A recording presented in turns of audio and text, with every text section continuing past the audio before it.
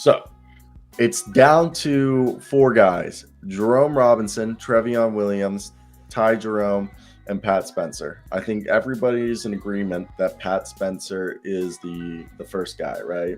Pat Spencer's a guarantee. Pat Spencer's there.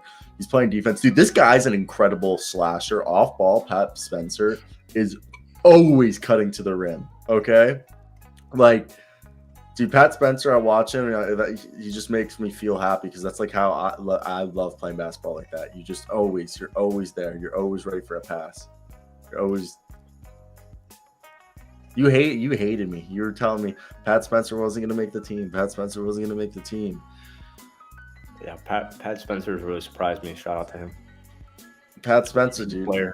He fits perfectly with Colton State, so I love it. I'm glad to be wrong. Dude, Northwestern sport athletes concern me heavily, especially somebody who played professional lacrosse. Well, he never went pro. But he basically was like, he was a 4-time finalist for the lacrosse Heisman. I think he won it once, maybe twice, and he's like one of the best college lacrosse players since like probably like Lyle Thompson or Paul Rabel. But athlete.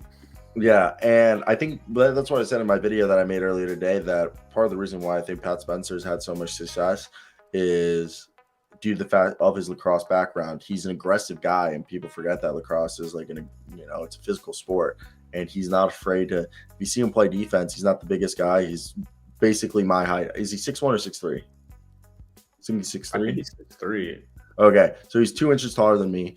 Okay, he's not the biggest guy in the world, but he has that Facundo Campazzo, Matthew Dellavedova, Pat Bev type pesky defense where does a good job of keeping the guy in front of him and just being annoying. He might not be the longest guy. He might not be, a Gary Payton II-esque defender, but he's just there annoying, making life difficult for the person on defense. But then on offense, I think this comes with his lacrosse background where when he's bringing the ball up court on transition, he has great vision looking around, and that's something I just think him playing lacrosse, being a midfielder, that's something you got to do when you're growing up. It's in lacrosse, it's a combination of like soccer and basketball on turf, and his ability just to pass the ball and then knowing where to cut or where to go in the passing lane. So if his teammate decides to shoot it, he can get the rebound, or if his teammate decides to pass it, he's cutting into a direction where he can get an easy slash, or he can redirect into a catch and shoot position. That's another thing. He's a great catch and shooter.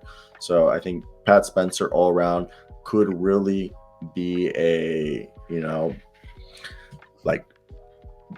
peak guy. I'm not saying he's the future starting point guard, but what they thought Nico Mannion was going to be 2 years ago, what they drafted Nico to be, I think Pat Spencer could develop into a high-level backup point guard for the Golden State Warriors for the foreseeable future.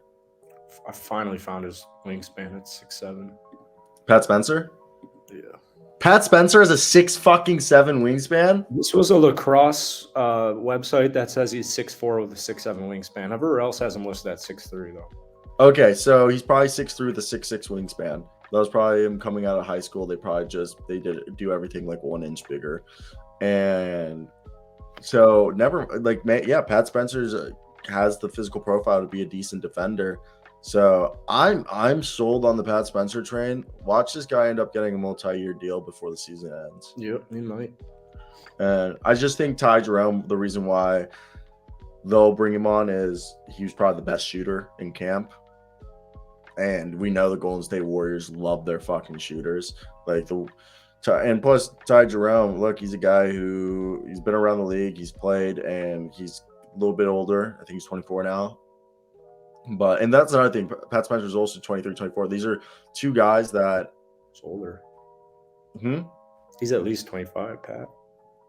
20 Pat? I think isn't yeah. Pat's 25. I thought he was 26. Let me see. He's 26. Ah, damn. Pat's 26. So, yeah, Pat's 26 then. So, that's another thing. I think they like Pat because, and I forgot, he played last year for the Capital City Go-Go, and then the year before he played in Germany for the Hamburg Towers. So, this guy's got pro experience, and really, I think he's just a guy who they like because he's 26 and he can just go. And I forgot, he went to BL. A guy went to Boys Latin. A bunch of my good friends went to Boys Latin. What a guy. He's a Boys Latin He's a fucking what are the boys Latin? I'm trying to think of what boys Latin are. Dude, I can't believe he went to boys Latin school. That's so funny. You never gave me a 3-letter word for a country in South America.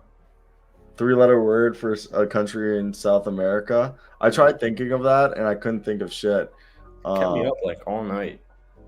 I even I don't know. Googled to try and find the answer. What is it? I don't know. I'm not done with the crossword yet, so I'm my guess. I might just go Rio. I forgot boys Latin. They're the boys Latin Lakers. Oh, really? Yeah.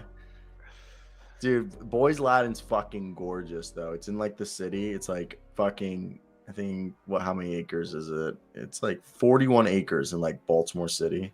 Jeez. Gorgeous. It's like from the 1844. Okay.